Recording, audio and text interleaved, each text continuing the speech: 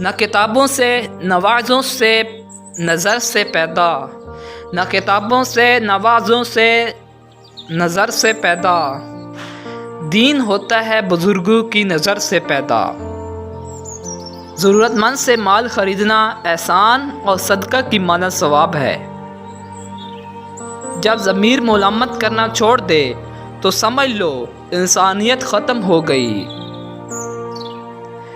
عمل کی نیت سے پڑھو، بس اسی وقت سے ثواب شروع ہو جائے گا۔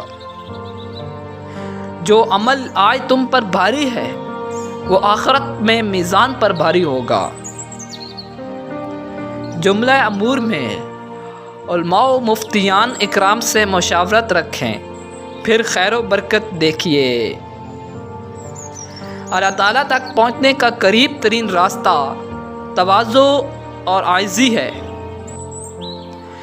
ہر وقت اس کا خیال رکھو کہ اللہ تعالیٰ کے ساتھ ہمارا کیا معاملہ ہے، یعنی اپنی گربان میں جھانکتے رہو۔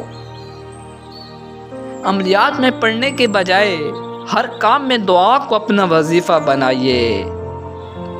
دنیا میں حقیقی آرام کا خواہش مند عقل سے دور ہے۔ صبح و شام کی مسنون دعاؤں کو اپنا معمول بنائیے اور اللہ کی حفاظت میں رہیے۔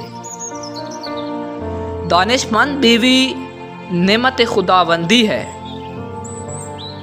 قوانین قدرت سے انحراف کرنے والا کبھی محفوظ نہیں رہ سکتا۔